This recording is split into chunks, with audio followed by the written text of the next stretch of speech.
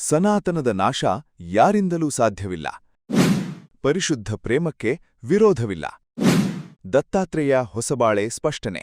திராவிட முன்னேற்ற கழகத்துடைய தலைமையில் தேர்தலை சந்திச்சு வென்ற தோழமை இயக்க சட்டமன்ற உறுப்பினருடைய ஆதரவோடு ஆட்சி அமைத்திருக்கக்கூடிய புதிய அரசிற்கும் மாண்பு முதலமைச்சர் அவர்களுக்கும் என்னுடைய வாழ்த்துக்களை நான் மீண்டும் தெரிவித்துக் கொள்கின்றேன். மாண்புமிகு பேரவைத் தலைவர் அவர்களுக்கும் பேரவை துணைத் தலைவர் அவர்களுக்கும் என்னுடைய நன்றி. உங்களுடைய பணிகள் சிறக்கட்டும். மீண்டும் என்னுடைய வாழ்த்துக்களை தெரிவித்துக் கொள்கிறேன். நன்றி, வணக்கம்.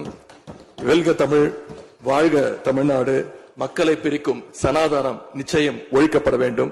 ಸನಾತನ ಧರ್ಮದ ಬಗ್ಗೆ ಡಿಎಂಕೆ ನಾಯಕ ಉದಯನಿಧಿ ನೀಡಿದ ಈ ಹೇಳಿಕೆ ಇವತ್ತು ಭಾರೀ ಚರ್ಚೆಗೆ ಗ್ರಾಸವಾಗ್ತಾ ಇದೆ. ಸನಾತನ ಧರ್ಮವನ್ನ ನಿರ್ಮೂಲನೆ ಮಾಡಬೇಕಿದೆ, ಈ ಸನಾತನ ಧರ್ಮ ದೇಶದ ಜನರನ್ನ ಒಡಿತಾ ಇದೆ ಅಂತ ಉದಯನಿಧಿ ಅಸೆಂಬ್ಲಿ ಒಳಗೆಯೇ ಹೇಳಿದ್ದು ವಿಷಯವನ್ನ ಇನ್ನಷ್ಟು ಗಂಭೀರವನ್ನಾಗಿಸಿದೆ. ಪಿಟಿಐಗೆ ನೀಡಿದ ಸಂದರ್ಶನವೊಂದರಲ್ಲಿ ರಾಷ್ಟ್ರೀಯ ಸ್ವಯಂ ಸೇವಕ ಸಂಘದ ಸರಕಾರ್ಯವಾಹ ಈ ಕುರಿತು ತಮ್ಮ ಪ್ರತಿಕ್ರಿಯೆ ನೀಡಿದ್ದಾರೆ. ವಾಸ್ತವವಾಗಿ ಉದಯನಿಧಿಗೆ ಸನಾತನ ಅಂದ್ರೇನು ಅನ್ನೋದೇ ಗೊತ್ತಿಲ್ಲ. ಅವರಿಗೆ ಗೊತ್ತಿಲ್ಲದೆ ಸ್ವತಃ ಅವರೇ ಸನಾತನವನ್ನ ಅನುಸರಿಸ್ತಾ ಇದ್ದಾರೆ.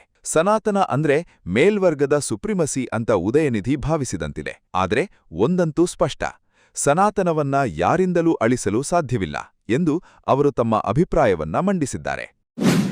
ಸನಾತನ ಅಂದ್ರೆ ಆಲದ ಮರ.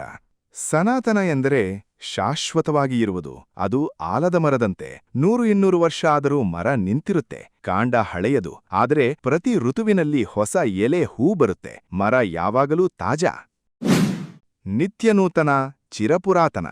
ಸನಾತನ ಅಂದ್ರೆ ನಿತ್ಯನೂತನ, ಚಿರಪುರಾತನ, ಯಾವಾಗಲೂ ಹೊಸದು ಮತ್ತು ಯಾವಾಗಲೂ ಪ್ರಾಚೀನ.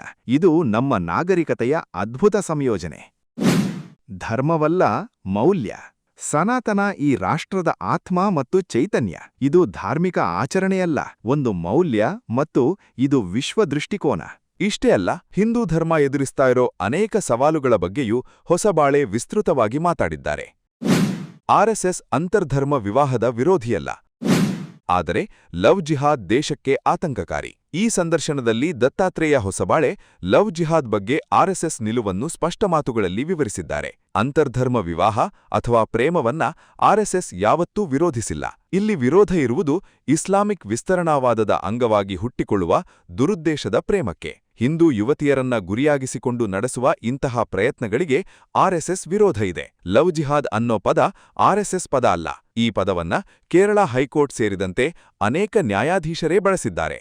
ಹೀಗಾಗಿ ಇಂತಹ ಕೋಮುವಾದಿ ಪ್ರಯತ್ನಗಳನ್ನ ಆರ್ಎಸ್ಎಸ್ ವಿರೋಧಿಸುತ್ತೆ ಅಂತ ದತ್ತಾತ್ರೇಯ ಹೊಸಬಾಳೆ ವಿವರವಾದ ಪ್ರತಿಕ್ರಿಯೆ ನೀಡಿದ್ರು. ಅಷ್ಟೇ ಅಲ್ಲ, ಸಂಘದ ಅನೇಕ ಕುಟುಂಬಗಳಲ್ಲೂ ಅಂತರ್ಧರ್ಮೀಯ ವಿವಾಹಗಳು ನಡೆದಿವೆ. ಅವುಗಳನ್ನು ಸಂಘ ಯಾವತ್ತೂ ವಿರೋಧಿಸಿಲ್ಲ ಎಂಬುದನ್ನು ಹೊಸಬಾಳೆ ಈ ಸಂದರ್ಭದಲ್ಲಿ ಸ್ಪಷ್ಟಪಡಿಸಿದ್ರು.